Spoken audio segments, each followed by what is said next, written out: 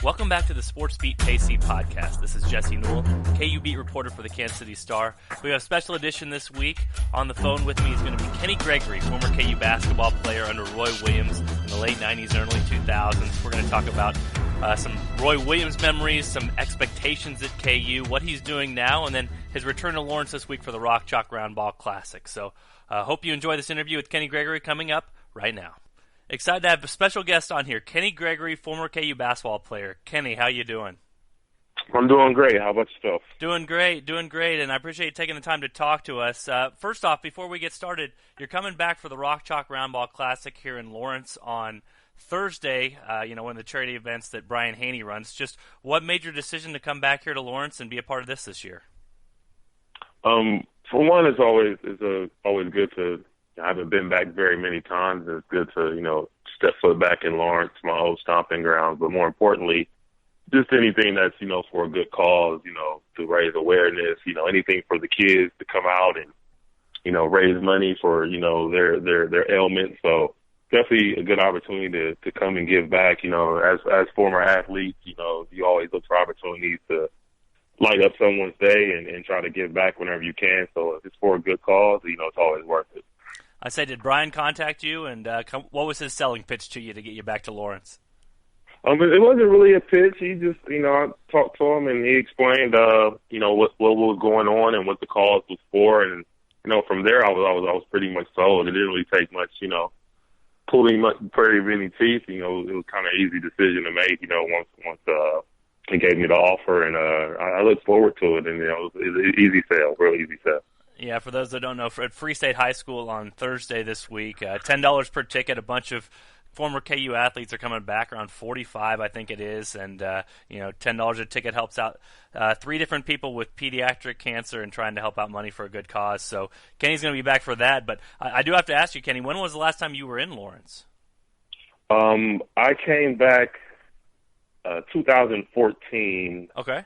Around February 2014, I came to a home game versus, I think it was Texas, I believe. I think that was the last time I've been back. And prior to that, probably had been since I finished. was this. So it's been a pretty long time since I've been back. Great. What are you up to now? Just give us an update. What's going on in your life for right now? Well, I stopped playing ball in Europe probably about 4 years ago. Since then, I've been doing a little coaching around here. Me and my best friend around here, we've been coaching some 8th grade middle school teams the last 3 or 4 years. That's been like the main thing I've been doing in the process of trying to start like a mentorship program. I just see like so much, in the basketball realm. There's a lot of AAU and training and things like that, but I feel like there's no one or not very many people teaching the kids about the other aspects as far as like the academic side and, what really goes on at the, the major college level. I mean, you only play basketball a couple hours a day, so you need to really know what's next and try to be prepared for it. So I'm just trying to be a former player that actually lived it, that can, give the up and coming kids a heads up and trying to gather up some guys, so former players that we can give, vital information on just the experience and what it is and what to expect. Because I didn't have anyone that experienced it before my time playing in college to tell me what was going to happen. I just kind of learned on the fly. So I think it'll be beneficial for us to give back, not the basketball aspect, because it's everyone's trying to do that, being trainers and things like that, but just to give, guys, some values on what's going to be next at the next level. Great. And is that back in the Columbus area then? Yes. That'll be back here in the Columbus area. I would like to, potentially grow it, do some guest speaking at different places, because I feel like I have a somewhat of an expertise in this from playing on the major college level and playing internationally for 10 or 11 years. So I feel like I can give the kids some heads up and some vital information that is factual, opposed to someone giving them information that, they're kind of guessing what's next for the kids. You weren't exactly known as a huge talker while you were at Kansas, so is this kind of an interesting thing now that you want to go and talk to people and be a speaker, that sort of thing? I guess it is a little different than when I was at KU. I think I kind of, after a while, I kind of grew out of that. I was known as the quiet, shy guy that, kind of kept to himself, but I'm a lot more outspoken now. I think, definitely playing internationally, definitely have to get comfortable with getting out of your comfort zone, adapting to food, cultures, language barriers and things like that. So in that aspect, playing internationally, it was beneficial for not just, on the court, but also, my personality off the court. Yeah, again, we're talking with Kenny Gregory, former KU basketball player. Can you take me through the international experience? What was it like for you? And I know you played quite a few years over there. What was that whole experience like?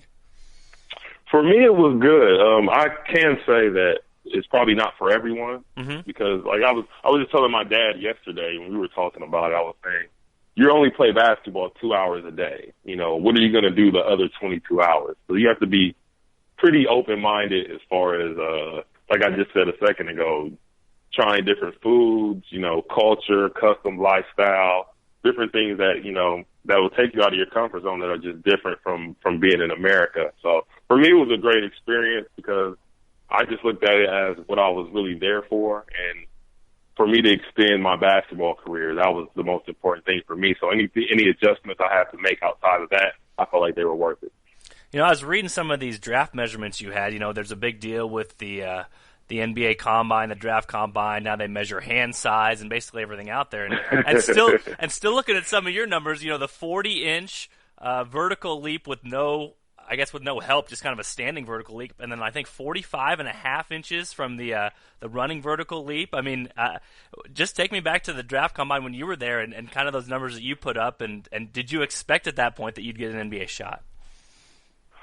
At that time, I guess as far as the testing and everything, I didn't really think much of it. I just said, I hope I do my best today and look to impress some people with my athletic ability. And somehow the numbers still stand this day, which I'm very surprised about. But going through the draft process and the pre-draft and all those things, I felt I had an opportunity.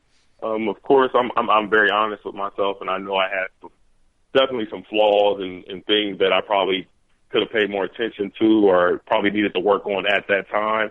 But I felt like, with my athletic ability and, I feel like I was a pretty hard worker. I deserved the opportunity. But, sometimes you just don't get what you want. You just have to, kind of move on from there. But the draft process was good. I felt I played well, but I guess in the right people's eyes, I didn't play well enough. And you live and learn from that and just move on.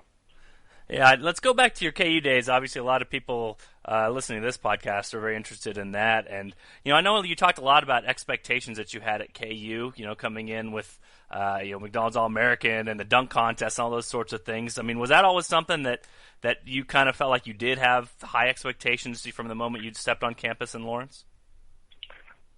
Yes. I mean, I think before I arrived on campus, I didn't expect it, but once I did arrive on campus, you can kind of feel it. And, initially, you feel the expectations, At the time I was so young and I guess kind of naive, you just don't really put too much stock into, what being a McDonald's All-American or McDonald's All-American game MVP, how that changes, the view of you as a player. And I think, looking back on it, it kind of backfired on what I was trying to do because I left Columbus to get away from expectations. So that's why I didn't stay and go to Ohio State. And then, you and I end up going to a big school like campus where just not knowing that the expectations there are always high, whether it's the team aspect or individual aspect. So I really ran into what I was trying to get away from. I just wanted to go and be a part of the team and learn for a year or two and then,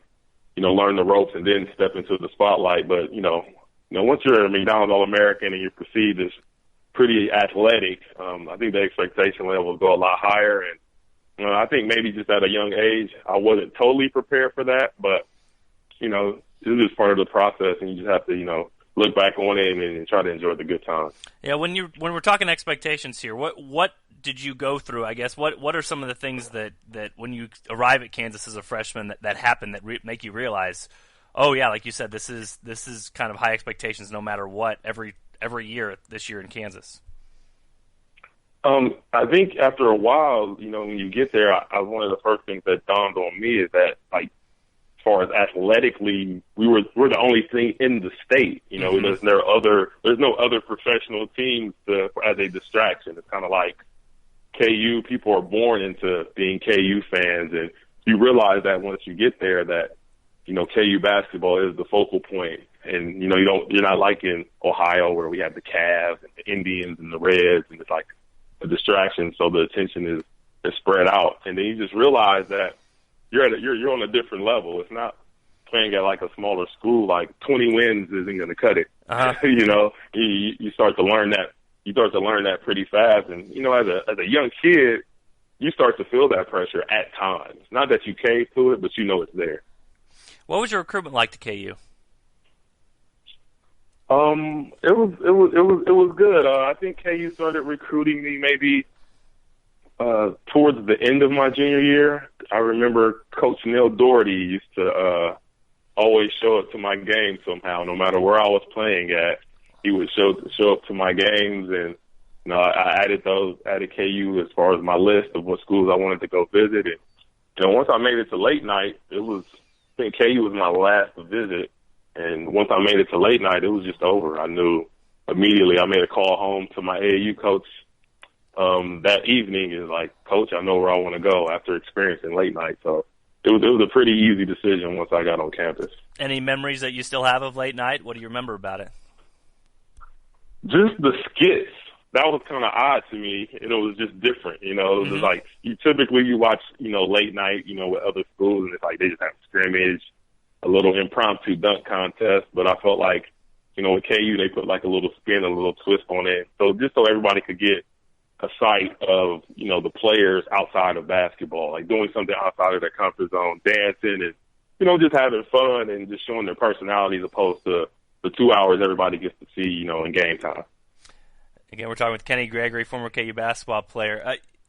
Can you describe to me, obviously we've heard a lot about it, and I've kind of went back and watched your senior speech where you thanked Roy Williams, but what was your relationship like with Roy once you got to campus? The relationship with Coach was fine. It was fine, while I was there. During my 4 years there, I don't really recall too many times where me and Coach Williams had very many issues. Of course, there's a player-coach relationship, and you're going to have good times and bad times. But during my 4 years there, things were fine. I heard in your senior speech, it was funny, you said that all freshmen have to go to church every week. Was that one of the rules he had early on? That seems kind of crazy in today's day and age. Oh, that probably wouldn't work these days, but I think that would probably cause a little uproar. But if I recall correctly, during that time, for the first couple months, if I remember right, the freshmen would, have to go to church with Coach Williams and his wife. And, the perk for us being so young was his wife would cook breakfast for us after church. So that was the way, you could bribe us into getting up on a Sunday morning when we probably would really rather sleep in, but his wife would cook pancakes and bacon and sausage and things like that. So that was a nice experience. So he made you go with him to his service, actually, so all the freshmen would gather and go with him? Yeah. I mean, we didn't have to go every week. It wasn't like when you were growing up, your parents would make you go to church. But, every couple of weeks, he'll throw a hand out there, and, one or two of the freshmen would have to go. Maybe not all, but one or two guys will have to, suck it up and go that week. And so then you said the breakfasts were good afterwards, though. Wanda was a good cook? Yes. She was a very good cook. I remember those breakfasts very well. In the speech that I just watched, you talked about how Coach Williams was always really tough on you and how he was kind of pushing you. Do you remember instances back in your playing days where he was, really trying to get the most out of you?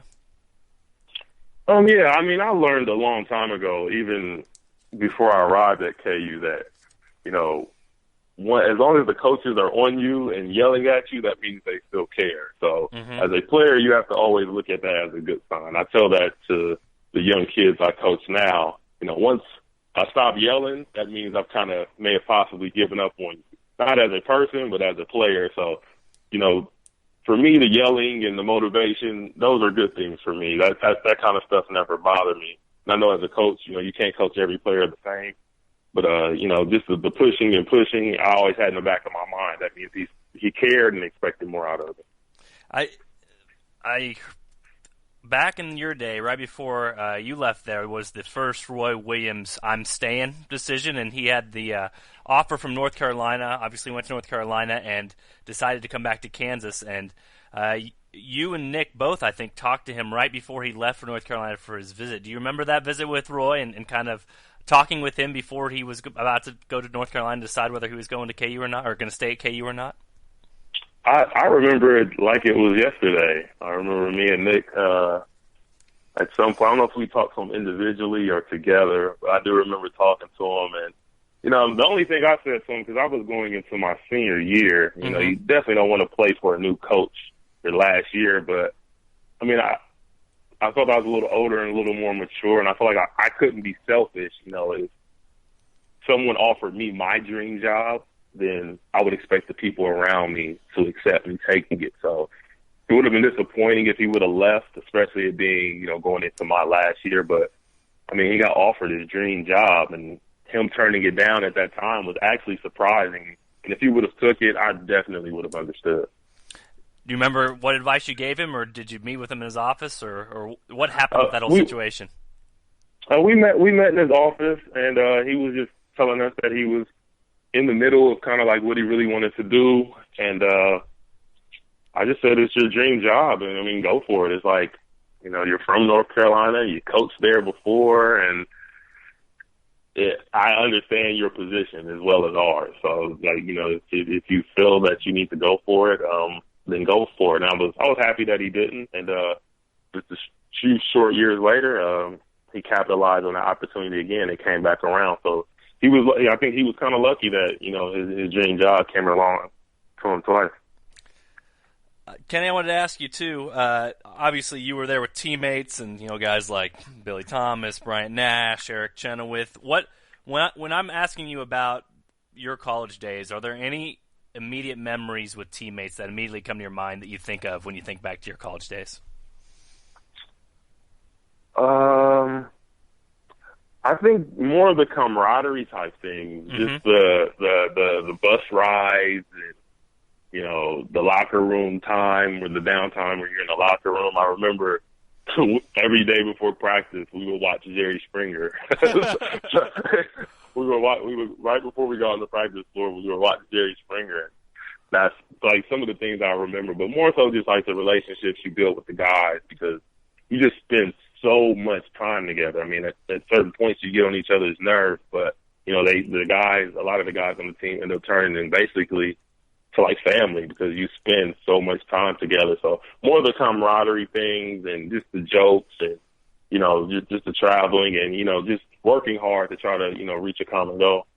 Who were you closest with when you were at KU?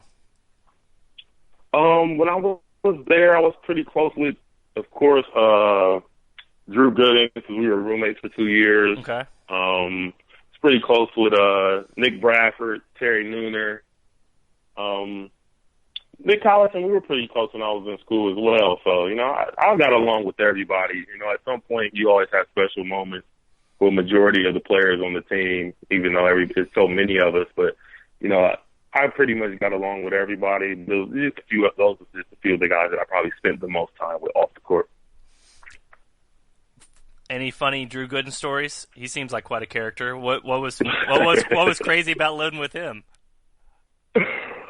Let's think. Anything I can say on the air. Yeah, that's true.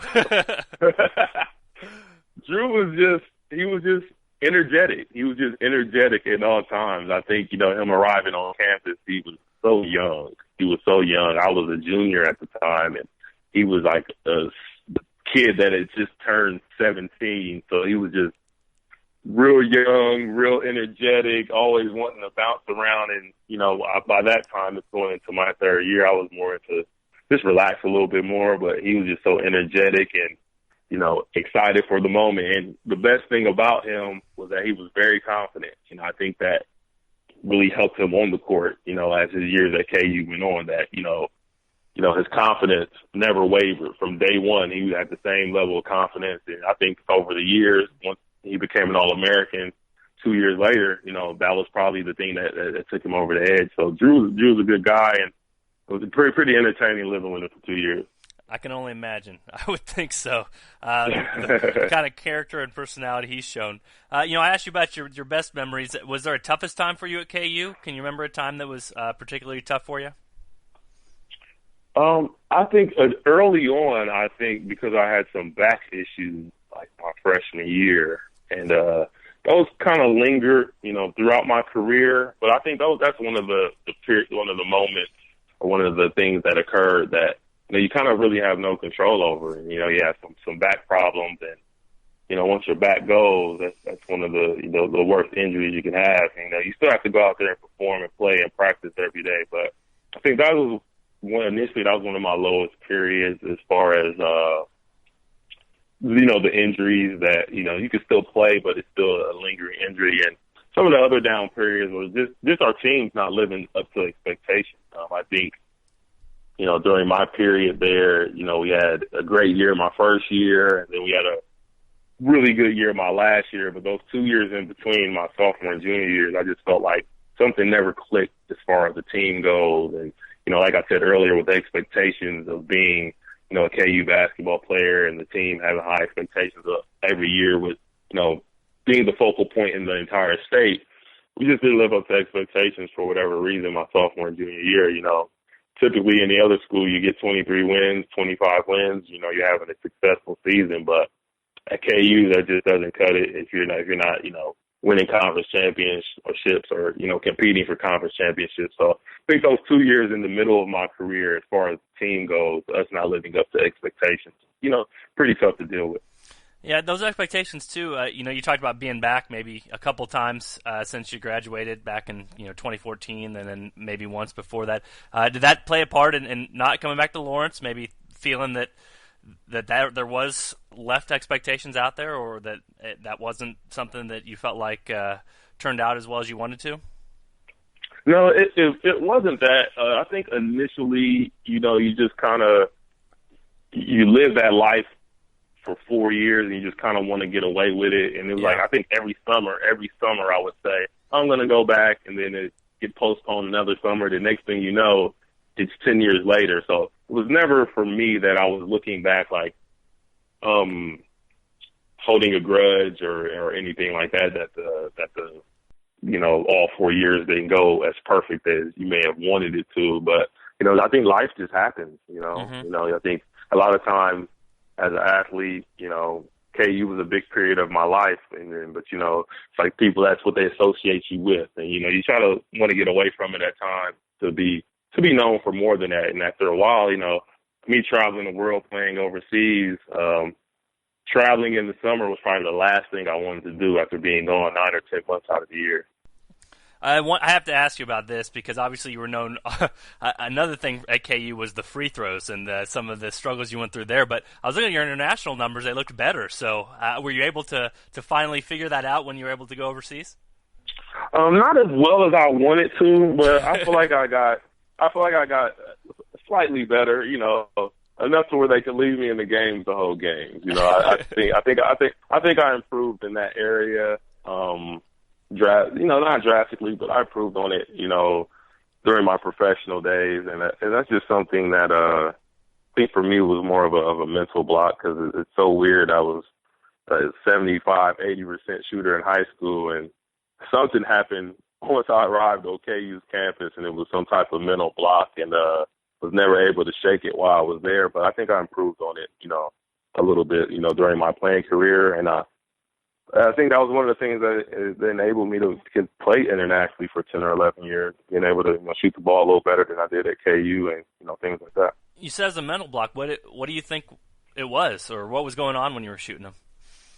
I have no idea. I really wish I knew.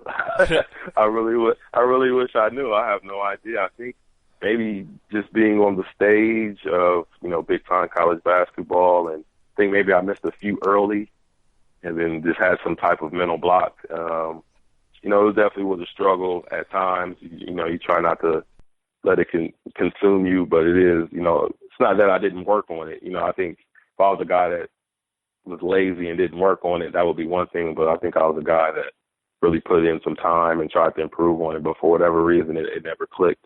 And what were you overseas, like 60s or 70s, somewhere in there? Usually 65 to 70, Yeah. like 65, 70, Okay. 65, 70s in that area. Do you remember playing Ohio State, especially the game at Allen Fieldhouse? Were those exciting games for you to kind of take on your hometown team? That was really exciting. That was a big deal. That was one of the cool things about playing at KU is, they could get you a game playing against your hometown team at some point throughout your career. They would try to make that happen. So playing against, the hometown team, Ohio State, and really playing against guys that I grew up with here in Columbus. One of my high school teammates was on the team at that time.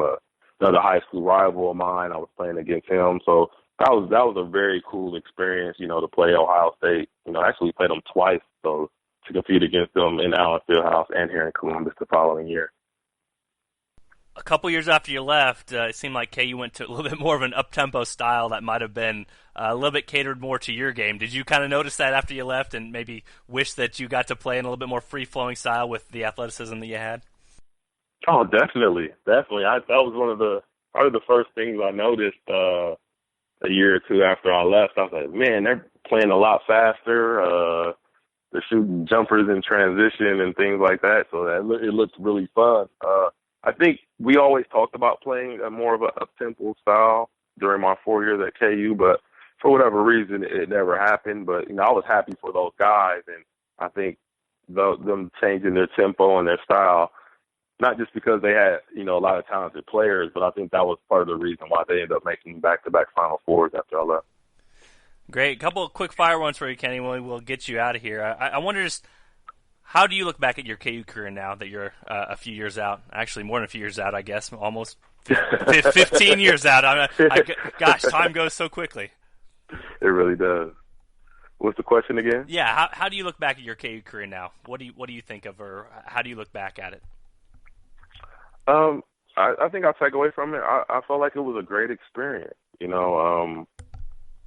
regardless of as far as like if the teams or me individually didn't always accomplish, what we wanted to. I think being so far removed from it now, I look back on it and, I look at some of the things I was able to accomplish as an individual, as far as scoring a certain amount of points and, just trying to be a contributor on the high major level. And I think one of the biggest things that opened my eyes to, cause I was gone for so long, coming back in 2014 and watching a game in the Fieldhouse, it was a proud moment for me because you're so far removed from it. But being back in town, it helped me realize that, I was actually part of this. I was part of something big, and it's an honor actually to be a part of something like that, because there aren't very many schools like KU, especially in the basketball world, and just to sit there and to see like the reactions from the crowd, they're cheering and supporting the team, and just to think I was a part of this, and it's an honor to have lived that life for 4 years.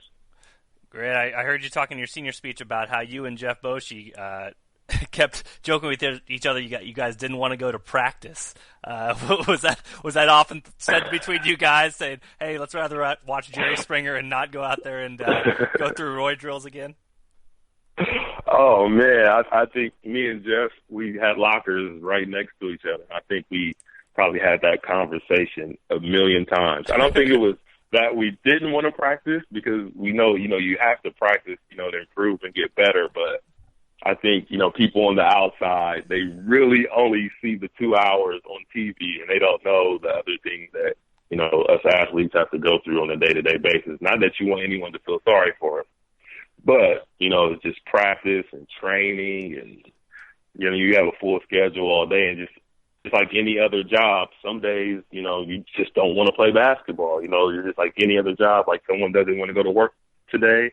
It's like, I don't want to play basketball every day. So I think that was more like the type of thing that we were going through at times. What's toughest about a Roy Williams practice? You just never know how much you're going to run at the end. I think that affects the whole actual 2 hours of practice, because you're like, depending on how practice goes and possibly what kind of mood he's in, you never really know how much you're going to run after practice. And there's probably a guarantee there's going to be some running, but some days are worse than others. Any favorite practice story that you have from your time at Kansas? Any memories stick out immediately?